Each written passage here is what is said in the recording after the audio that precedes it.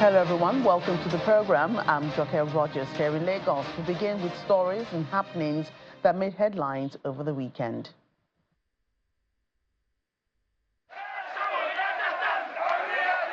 On Sunday, crowds of demonstrators marched in Tunis as hundreds rallied to demand free and fair elections, the release of imprisoned opposition figures, and show their support for the people in Gaza.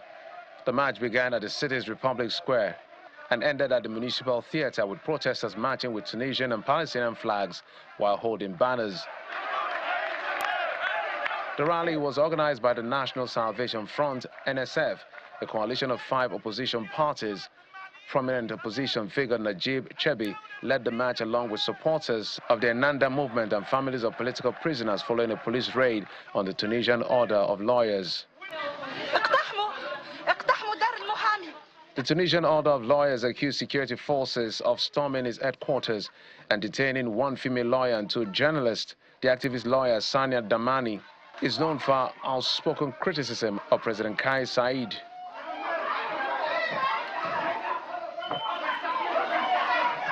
Video footage captured the incursion with masked individuals in civilian attire forcefully removing individuals from the building. Damani's detention occurred after her remarks during a television appearance where she commented on President Saied's speech alleging a conspiracy to encourage undocumented migrants from sub-Saharan countries to remain in Tunisia, characterizing the living condition negatively in the country. Evacuation centers in Nairobi were filling up after a ravaging flood hit Kenya and displaced over 200,000 people from their homes. Footage captured on Saturday shows living conditions in the centers where flood victims are camped together in tents as they rest on floor mats. A makeshift clinic is also available, providing care for the evacuees. The Kenyan Red Cross Society said that the temporary shelters were already full, forcing them to reject people. We came here last week on Tuesday. So far so good. We still have people who are streaming here for support. Though our tents or whatever you have as temporary shelters are already full, so we are not able to take more people at this point. And we are referring them to the other shelters that are all over in Mathare. The organization estimates that they are currently supporting more than 500 families in the centers, getting it down from 600 in the first 2 days since the floods occurred.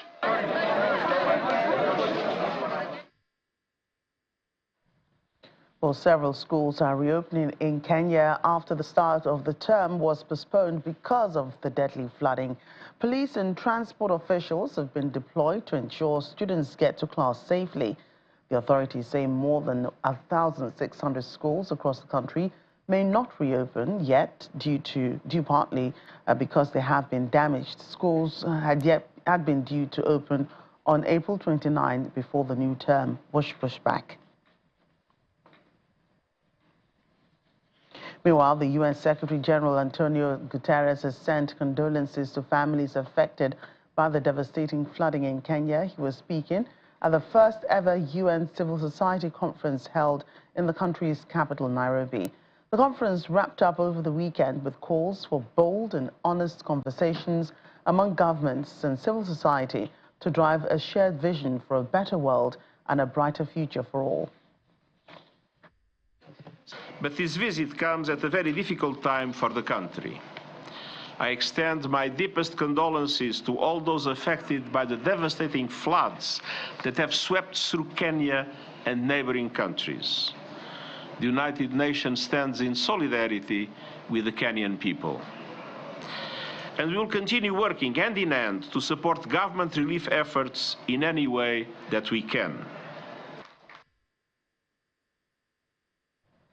Mariama Diallo is the VOA's Nairobi Bureau Chief. She joins us now for more. Hello, Mariama. Great to see you today. Thank you, Joe Kay, for having me. It's a pleasure to be here. So let's begin with the aftermath of the flooding and impact on the education sector. Now that some schools have resumed, what measures are being put in place for the safety of students and staff? I think for the schools that have not been affected as much, like the ones that's actually just about a half a block away from my office, I can usually hear the kids, and I heard them today. And when I called, I was told that things were back to normal. They were not as affected as badly as the other one. But for another school that I called, which is the Matare North Primary School, it's a school that I visited actually last week because it was being used as a campsite so that flood victims can be sheltered in that area. I mean, in one part of the area in that school. And when I called today to ask how were things going the first day back, I was told that basically out of usually they have about 1,500 students, but today only about 300 showed up, and that they were still dealing with sanitation issues, and and some of them obviously, who have lost everything, talking about even school uniforms, that they can't even go to school because they don't have those uniforms that they have lost during the floods, and their school material and all that stuff. So I visited that campsite because, as I said, it was being used to shelter and feed some of these flood victims. And they were supposed to actually, there were about 300 families who were supposed to be transferred somewhere else.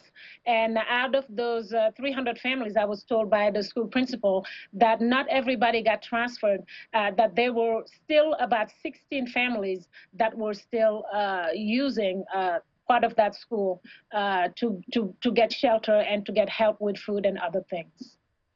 And how easy is it for officials deployed to get the children to class safely? How easy is it for them to be able to do so? Well, I think on one hand, they've had 2 weeks where the schools were closed. And we all know academically, it's a long time for those students to be out of school. And I think the Ministry of Education is talking about even prolonging the school year to make up for that lost time. But at the same time, there are other, when the schools are flooded, I think some would say it's a blessing in disguise that the students are not going, in those schools to attend, because obviously, even last week, they were talking about the fear of waterborne diseases, like, a fear of a cholera outbreak. And there are other parts of Kenya where actually that are malaria prone. So when you have stagnant water, it's a breathing ground for mosquitoes. So it's very hard. And there are also other reports that talk about these floodwaters that have all kinds of creatures in those floodwaters. So it might be better for the students to stay away. And it's hard because some students have nowhere to go, but find relatives or find, campsites or other areas to basically be there and make sure that the schools are ready to kind of welcome them back. Although the government has also said that they were working very hard to make sure that the schools were clean and they were ready for when the students come back. So I guess in the next, this week and next week, hopefully, if the rains don't come back hard again, maybe there will be more progress made in order to get these kids back to school. Right, Marima, thank you for your time. Thank you for having me. Moving on, residents of the besieged Sudanese city of El Fasher say there's no let-up in the fighting between the paramilitary rapid support forces and the Sudanese army. The RSF has been trying to take the one major city in the Darfur region outside their control, but their offensive has so far been beaten back by the regular army and allied militias. Eyewitnesses report street fighting, sniper fire, artillery and airstrikes, and say hundreds have been forced to flee. Supplies of food and water are running low, with the RSF blockading roads and looting trucks trying to reach the city. The population of El Fasher has swollen to at least 1.5 million as those displaced by the conflict seek shelter. Both sides in the year-long conflict have been accused of war crimes and crimes against humanity. I am particularly concerned about the ongoing war in Sudan, where we are witnessing indiscriminate attacks against civilians, grotesque sexual violence against women and girls, and humanitarians blocked, attacked, and killed. Close to 9 million people have fled their homes. And the World Food Programme warns that the window of time to prevent starvation in Darfur is closing rapidly. And the death toll from a building that collapsed last Monday in South Africa, southern coastal city of George, has increased to 24. Local authorities say efforts continue to rescue and recover 28 other people who remain trapped under the rubble. 81 people were in the partially constructed 5-story building when it fell. Out of the 29 survivors who have been rescued, 13 remain hospitalized. The cause of the collapse is still being investigated.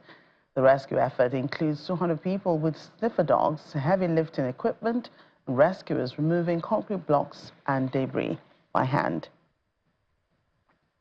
Still in South Africa, Nigerian cuisine is received both within the continent and across the globe. Nigerian culinary delights like the iconic jollof rice, efo, egusi, plantain, yam porridge, moi moi, and more are gaining traction on global menus. In a bid to meet the growing demand for Nigerian cuisine in South Africa, one couple has taken a bold step into commercial farming of Nigerian food in the country. Our South Africa correspondent, Innocent Simusa, reports. When you come up with a truly original business idea, the reaction you most want to hear is, why didn't I think of that? Well, we bring you a story of just that kind. In a bid to meet the growing demand for Nigerian cuisine in South Africa, one couple has taken a bold step into commercial farming. Meet Digi and Ife Adeleke from Kwara State, who, after residing in South Africa for the past 21 years, have decided to embark on a new venture, commercial farming of Nigerian food. We did a lot of trials. Luckily, we were able to get a lot of people to help us with research as well. So yeah, it was just the fact that I had an idea not to give up, and it was us trying it. I remember about 10, 15 years ago, we asked people, could you grow yam in South Africa? And everybody said no. The people who have tried it has failed. Ife saw an opportunity to make products like soap, lotion, and tea using ingredients from the farm. My husband is an innate farmer. He loves to farm. I like to make things with my hands.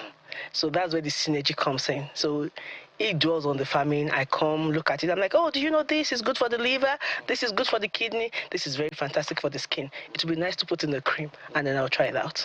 With the couple's knowledge of Nigerian cuisine and their experience living in South Africa, they cultivate a variety of traditional Nigerian crops right here in Pretoria. From yam, bitter leaf, garden egg, water leaf, ugu, and plantain, to name a few. Yam is set to hit the shelves, but like many farmers, they face challenges, including climate change. Yeah, climate change is real. In fact, the last 12 months has even shown that with the rain patterns. Yes, we're in touch with a lot of research institutes here. What we basically are still doing now is we're still doing a lot of research and developments with this. We believe when we perfect this farm, we would even open it up to commercial farmers. As the demand for authentic Nigerian cuisine continues to rise, Digi and Ife Adeleke are sowing the seed for a flavorful future here in South Africa. From Pretoria, South Africa, Innocent Samosa, Channels Television News. Rwanda's President Paul Kagame is among the first leaders to visit Senegal since President Bassirou Diomaye Faye was sworn in as Africa's youngest democratically elected leader in April. Mr. Faye hosted his Rwandan counterpart at a basketball game in Dakar. The game took place on Sunday evening and featured Senegal's as Douane's and Rwanda's APR basketball club. Both teams are competing in the Basketball Africa League. The Rwandan presidency said the Rwandan president's visit to Senegal seeks to boost bilateral ties and promote cooperation in areas including trade, tourism, and governance.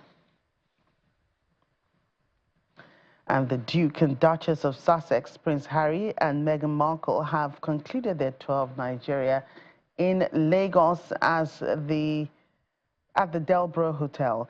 During their visit, their campaign for the cause of the wounded military veterans, hosting a fundraising event to support the Invictus Games as well. The couple also met with Lagos State Governor Babajide Sanwo-Olu and his wife, Dr. Ibijoke Sanwo-Olu, in a closed-door session. It's the third and final day of Prince Harry and Meghan's trip to Nigeria, and they wrap up their tour in the country's commercial center, Lagos. The Delborough Hotel, beautifully prepped for the Duke and Duchess of Sussex, is a fitting venue for their final engagement, which is to raise funds and promote the Invictus Games for wounded military veterans. The goal is quite simple: to raise awareness, raise funds and funding for the mental, psychological health of Nigeria's wounded soldiers. They've been fighting insurgency terrorism in the northern part of the country for years now, over a decade. So it's important to raise the awareness, raise funds for their psychological and social welfare. Prince Harry and Meghan then step out of the hotel to interact with two veterans who were wounded in service.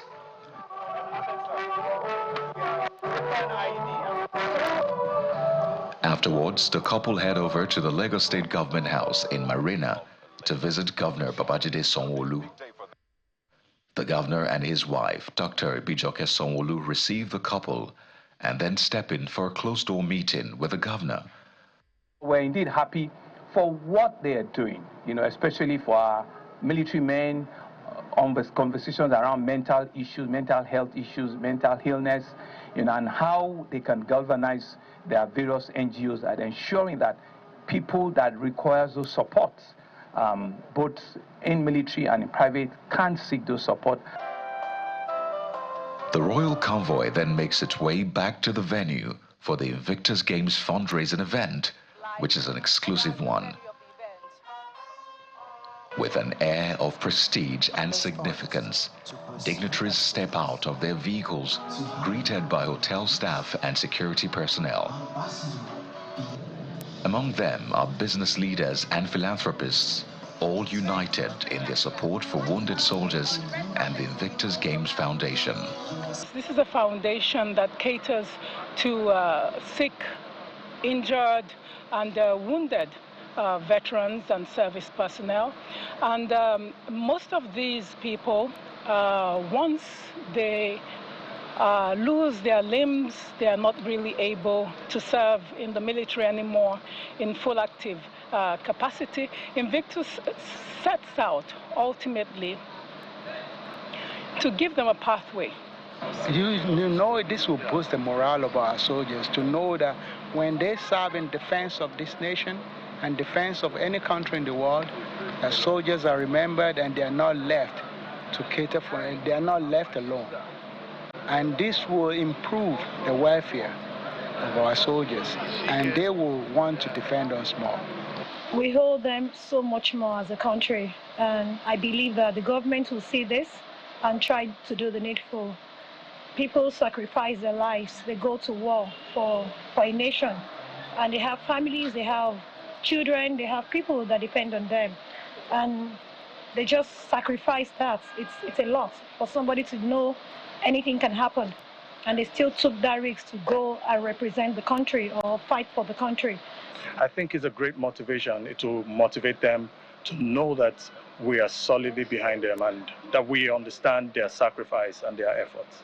Knowing that there are a lot of Nigerian wooden soldiers who have served the nation in their own capacity, still want hope, by having a life after, service, injury and all that. So I think it's a noble concept, and I know that it would come to stay. The Chief of Defense Staff, General Christopher Musa, who invited the couple to Nigeria, says the event shows commitment to Nigerian troops. No, fantastic. I mean, it shows Nigerians really care about our troops, those that have sacrificed their lives and their bodies for the country, for Nigeria to stay alive, for Nigeria to continue to develop. And for us, me especially and my family, it's a very important event. It shows that commitment. And for the troops, the ability for them to understand that people care about them. A quick word with the Duke and Duchess. Just one word, your visit to Nigeria, how would you describe it? A complete blessing, thank you. How about you? We had a wonderful time. Thank you very much for the... Yes, of course we will. The hospitality's been fantastic. Thank you. And that wraps up the fundraising event.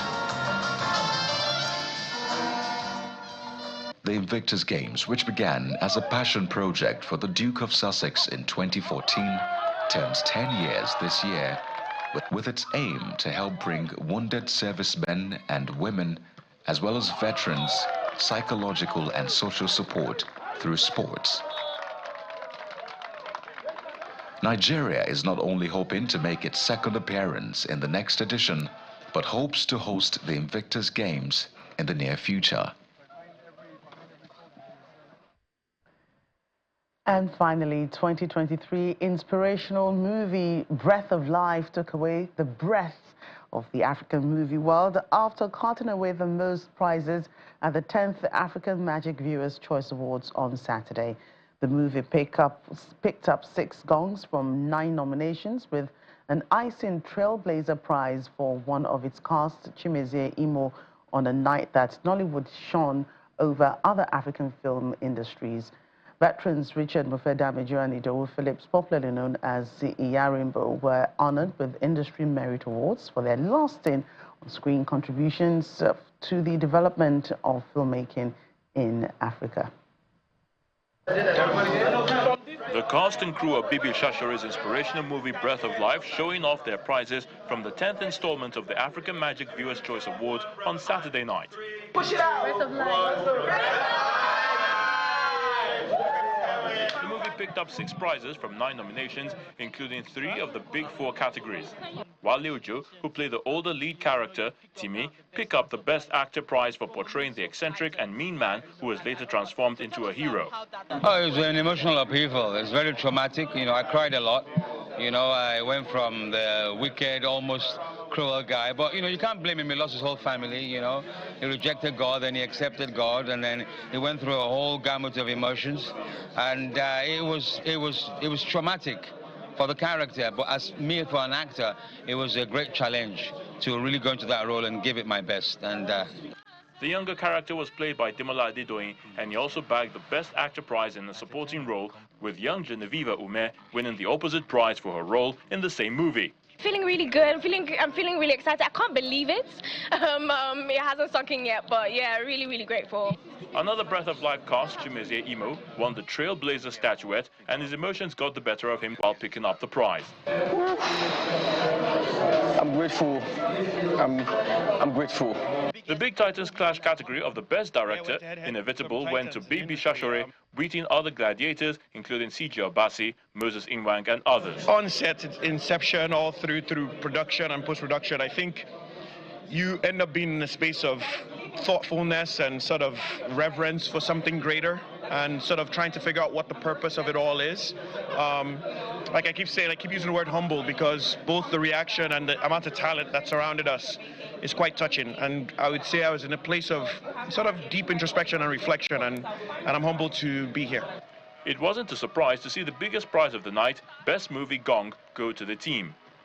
Honestly, I'm blown away. I'm so honored that the AMVCA jury voted in our favor, and like I keep saying, like a film, yes, the story is a strength, the director is amazing, but it really is a collaboration of many filmmakers that fits into different categories, creatives, production designers, everybody working together to really bring the film together. And I think we were working with the best people. Honestly, that's why I think we made the best film. Everybody knew what they were doing, and everybody contributed to what they needed to do. The power in true filmmaking is true collaboration. Veterans Richard Mofedamijo and Idowu Phillips, popularly known as Iyarimbo, were honored with Industry Merit Awards for their lasting on-screen contributions to the development of filmmaking in Africa.